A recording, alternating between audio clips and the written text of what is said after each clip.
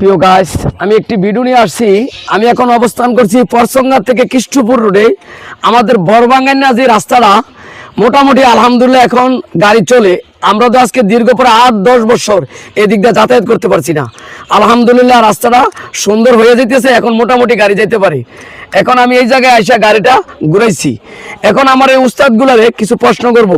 উস্তাদ, ইঞ্জিন সম্পর্কে আমি কিছু প্রশ্ন করব। ধরেন,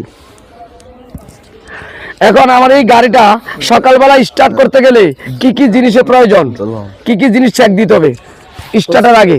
উস্তাদ, স্টার্ট দেওয়ার আগে আমরা বনেট খুলবো। বনেট খোলার পরে আমরা চেক দিতে হবে, আমরা মোবিল চেক দিতে হবে।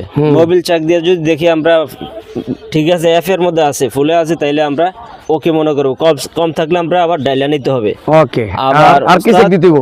রেড ওয়াটার চেক দিতে হবে, রেড ওয়াটারে পানি আছে কিনা। রেড ওয়াটার পানি আছে কিনা। মাশাআল্লাহ, সুন্দর উত্তর। আমরা গাড়ি স্টার্ট দেওয়ার আগে আমরা প্রথমে কি করতে হবে? গাড়িটা সমান জায়গায় আছে কিনা, তারপরে আমরা মোবিল চেক দেম, পানি চেক দেম।